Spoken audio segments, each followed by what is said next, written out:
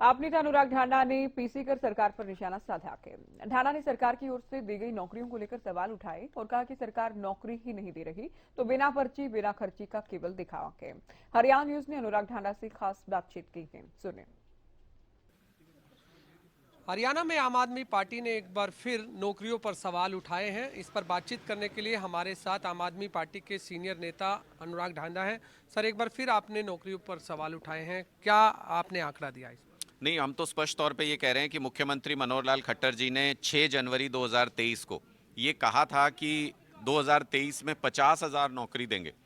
मैं तो सिर्फ ये कह रहा हूँ कि 50,000 नौकरियों की लिस्ट तो बहुत लंबी हो जाएगी, हमको गिनती भी ना आती हो शायद वहाँ तक। मैं तो मुख्यमंत्री मनोहर लाल खट्टर जी से ये कह रहा हूँ, 1,000 सरकारी नौकरी जो 2023 में आपने दी हो उसकी लिस्ट जारी कर दीजिए। अगर वो लिस्ट जारी कर देते हैं, मैं सार्वजनिक पटल पर नौकरियों का सवाल उठाने के लिए उनसे माफ़ी मांगने को तैयार हूँ। और अगर उनको ये चैलेंज एक्सेप्ट है और वो लिस्ट जारी नहीं कर पाते हैं तो सार्वजनिक तौर पे वो माफ़ी मांगे। हरियाणा के युवाओं को बरगलाने के लिए, झूठ बोलने के लिए, नौकरियों का झूठा झांसा देने के लिए उनको माफ़ी मांगनी चाहिए। अब ये तो नहीं चलेगा कि आप 25 लाख युवाओं को बेरोजगार भी रखेंगे और उसके बावजूद आप नैरेटिव कुछ और सेट कर लेंगे। हरियाणा के युवा स्पष्ट तौर पर ये कह चुके हैं कि खट्टर हो या मोदी, इस बार वोटिंग रोजगार पे होगी। लेकिन इस बार अभी मुख्यमंत्री का एक बयान और आया था कि हम 2024 में भी काफ़ी नौकरियां देने वाले हैं। आप कह रहे हैं कि 2023 में ही उन्होंने 50,000 नौकरी नहीं दी है। वो हरियाणवी में कहते हैं कि 23 की तो पुगाली, अब 24 की पुगाओगे।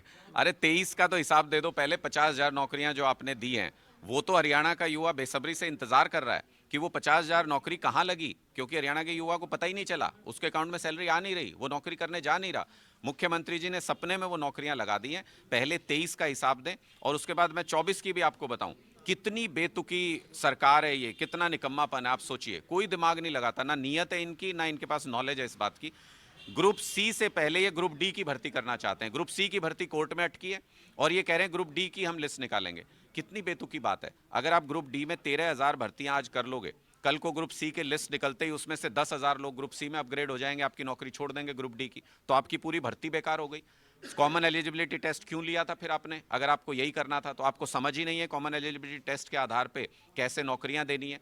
इसलिए ग्रुप सी से पहले ग्रुप डी की भर्ती करने की सिर्फ वही सोच सकता है मुख्यमंत्री जिसको नौकरी का न भी मालूम नहीं है। तो नौकरियों पर तो आपने बात की, लेकिन मुख्यमंत्री ने ये भी कहा है कि हमने जितनी भी नौकरियां दी हैं, चाहे वो 1,000 दी हो आपके आंकड़े के अनुसार, वो पर्ची खर्ची के बिना दी हैं।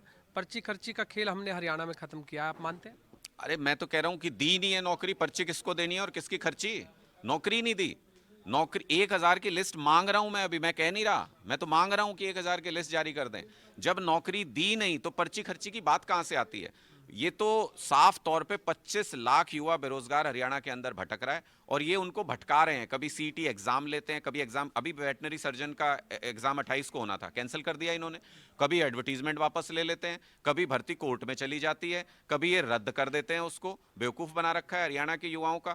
ये अब नहीं चलेगा मुख्यमंत्री खट्टर साहब, आपको स्पष्ट तौर पर यह बताना पड़ेगा। अगर नौकरी नहीं दे पाए, माफी मांगिए, गद्दी छोड़िए और अगर नौकरी है आपके पास तो दीजिए। एक सीट शेयरिंग को लेकर इस समय काफ़ी चर्चा बनी हुई है राजनीतिक गलियारों में। आईएनडीआईए गठबंधन के साथ आप शामिल हैं, लेकिन हरियाणा में सहमति नहीं बन पा रही है क्योंकि हरियाणा कांग्रेस कह रही है कि आम आदमी पार्टी की ज़रूरत नहीं है। हालांकि कल पंजाब के सीएम भगवंत मान ने कहा है कि हम 13 के 13 लोकसभा में चुनाव लड़ेंगे। तो पंजाब में आप लोग मना कर रहे हैं, हरियाणा में हरियाणा कांग्रेस मना कर रही है, तो फिर आईएनडीआईए गठबंधन कैसे आगे को? नहीं देखिए, पंजाब में कांग्रेस की लीडरशिप भी यही कह रही है कि अलग से चुनाव लड़ना है। तो मुझे लगता है कि जो भी निर्णय हो रहा है वो आपसी सामंजस्य से हो रहा है, आपसी सहमति से हो रहा है। हम इंडिया गठबंधन के प्रति कमिटेड हैं। हमने स्पष्ट तौर पे कहा इंडिया गठबंधन बना क्यों है? संविधान की, लोकतंत्र की रक्षा के लिए, बीजेपी को हराने के लिए। जहां जैसे हराया जा सकता है वहां वैसे हराएंगे। कोऑर्डिनेशन कमेटी ये तय करती है कहां सीट शेयरिंग होगी, कहां नहीं होगी, कहां अकेले लड़ेंगे, कहां सब साथ लड़ेंगे। कोऑर्डिनेशन कमेटी की 2 मीटिंग्स हो चुकी हैं और बहुत जल्द तीसरी मीटिंग की हमको उम्मीद है कि उसमें स्थिति स्पष्ट हो जाएगी। आम आदमी पार्टी हरियाणा में 10 की 10 लोकसभा सीटों पे आज के दिन मजबूत है। हम चुनाव लड़ने के लिए पूरी तरह तैयार हैं। हमने सिर्फ ये कहा, मैंने कल भी जो बयान दिया था, कि अगर कांग्रेस के किसी नेता को ये लगता है, कोई बहुत बड़ा नेता हो, हालांकि बाप बेटा दोनों हार गए थे, लेकिन फिर भी किसी को ये लगता हो कि वो 10 की लोकसभा सीटों पे अकेले बीजेपी से चुनाव लड़ सकते हैं, तो 14 और 19 का इतिहास देख लेना चाहिए। और आज भी अगर अकेले लड़ेंगे तो सुपड़ा साफ होगा हरियाणा के अंदर। इसलिए हमने कहा आम आदमी पार्टी और कांग्रेस मिलकर चुनाव लड़ते हैं। इंडिया गठबंधन अगर चुनाव लड़ता है हरियाणा के अंदर तो 10 की 10 लोकसभा सीटों पर बीजेपी को हराया जा सकता है। तो हरियाणा ही क्यों, पंजाब क्यों नहीं? ये हमने तो स्पष्ट तौर पे कहा, वहां उसके बारे में भी बातचीत हुई है। जो भी निर्णय होगा, चाहे पंजाब के बारे में हो, हरियाणा के बारे में हो, गोवा के बारे में हो, गुजरात के बारे में हो, हम कमिटेड हैं पूरी तरह से गठबंधन को लेकर के। जो भी कोऑर्डिनेशन कमेटी निर्णय करेगी उसको मानेंगे। पंजाब के बारे में निर्णय हुआ होगा वहां अकेले लड़ने का, वहां के लीडर्स ने अनाउंस किया है। हरियाणा के बारे में हम ये कह रहे हैं कि अगर निर्णय होता है अकेले लड़ने का, हम तैयार हैं। हम तो 10 की 10 सीटों पे इस आज के दिन में हमारा संगठन है। अगर इकट्ठे लड़ने का निर्णय होता है तो उस स्थिति में हम बीजेपी को 10 की 10 सीटों पे हरा तो सकते ये हैं। लोकसभा तक ही सीमित रहेगा या आगे विधानसभा में भी? इंडिया गठबंधन सिर्फ लोकसभा के लिए बनाया गया है, क्योंकि संविधान और लोकतंत्र का गार्जियन जो है वो केंद्र सरकार होती है और उसी के ऊपर प्रश्न चिन्ह आज के दिन में लगा हुआ है। इसलिए हमने ये कहा कि केंद्र सरकार बनाने के लिए इंडिया गठबंधन का अलायंस आम आदमी पार्टी बनेगी और उसके प्रति हम कमिटेड हैं। मैंने इसलिए सवाल पूछा, आपने कहा कि 10 की 10 लोकसभा हम जीतेंगे यदि हम INDIA गठबंधन में रहते हैं। तो आपको लगता है कि हरियाणा कांग्रेस अगर विधानसभा में अकेले चुनाव लड़ेगी तो वो सरकार बना सकती है, उसमें आम आदमी पार्टी की जरूरत नहीं पड़ेगी, आम आदमी पार्टी अकेले दम पर बना सकती है? तो स्वागत है उनका, हम तो कह ही रहे हैं, लड़े ना अकेले, वो अकेले आए मैदान में। विधानसभा चुनाव का समीकरण और विधानसभा चुनाव के मुद्दे बिल्कुल अलग होते हैं और केंद्र सरकार का चुनाव बिल्कुल अलग होता है। आज देश के सामने ये प्रश्न है कि देश के लोकतंत्र के ऊपर खतरा है। सारी जो सुप्रीम कोर्ट के ऊपर प्रेशर बनाने की कोशिश होती है, इलेक्शन कमीशन के ऊपर प्रेशर बनाने की कोशिश होती है, सारी संस्थाओं का दुरुपयोग किया जा रहा है। उन सभी चीज़ों को देखते हुए केंद्र सरकार में ऐसी सरकार होनी चाहिए केंद्र में जो संविधान की रक्षा कर सके, उसके मुताबिक देश को चला सके। इसलिए इंडिया गठबंधन बना है। विधानसभा चुनाव से कोई उसका लेना देना नहीं है। विधानसभा चुनाव हरियाणा में भी और बाकी जगहों पर भी आम आदमी पार्टी अपने दम पे चुनाव लड़ेगी और सरकार बनाएगी। एक 28 जनवरी को जींद में एक बड़ी रैली आम आदमी पार्टी करने जा रही है, क्या रूपरेखा रहेगी और क्या कुछ आगाज कर दिया? देखिए, ये बदलाव महासभा है और ये एक अद्भुत तरह की रैली होने जा रही है। हरियाणा के इतिहास में पहली बार शायद ऐसा हो रहा है कि हरियाणा के हर एक गांव से 7,000 गांव और 1,000 वार्ड हैं, हर जगह से आम आदमी पार्टी ने इसको इस तरह से कोऑर्डिनेट किया है कि हर जगह से रिप्रेजेंटेशन उस रैली के अंदर होगा।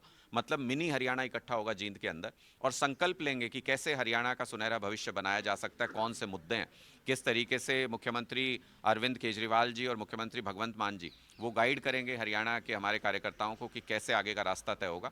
बहुत अद्भुत रैली होगी। आप सबका भी स्वागत है, आपको निमंत्रण देता हूँ। एक लास्ट सवाल, शिक्षा और चिकित्सा पर खासा ध्यान रखती है आम आदमी पार्टी, ऐसा बार बार बयानबाजी में भी आता है, लेकिन हरियाणा के शिक्षा मंत्री कंवरपाल गुर्जर ने ये कहा है कि कुछ एक दो स्कूलों को अच्छा बना देती है आम आदमी पार्टी और उन्हीं को ही दर्शाती रहती है। हरियाणा में उससे ज़्यादा स्कूल अच्छे हैं। यार, कंवरपाल जी की तो छोड़ दीजिए, उनसे एक आंकड़ा नहीं पढ़ा जाता विधानसभा के अंदर, तो क्या ही शिक्षा मंत्री बनेंगे, क्या ही पढ़ाएंगे किसी को। मैं तो पहले भी उनको आमंत्रित किया था। जब हम कहते हैं दिल्ली में स्कूल देख लो तो भाग जाते हैं, कहते हैं ना ना ना मेरे को देखने की जरूरत नहीं। जब हम कहते हैं हरियाणा के स्कूल दिखा दो तो नजर ही नहीं आते, फिर भाग जाते हैं कि नहीं नहीं नहीं हम नहीं दिखा सकते। अरे कोई अपनी कोई बात कहते हो तो उस पर टिको तो सही। अगर हमारे दिल्ली के स्कूल आपको खराब लगते हैं तो चलो दिखा देते हैं, और अगर आपको हरियाणा के स्कूल बहुत अच्छे लगते हैं, आपको लगता है कि हरियाणा में आपने अच्छे स्कूल बनाए, तो हमें दिखा दो।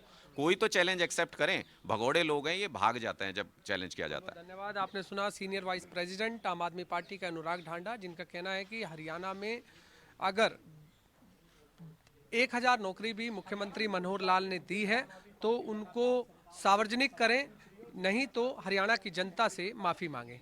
कैमरामैन राजेश के साथ गुलशन ग्रोवर, चंडीगढ़।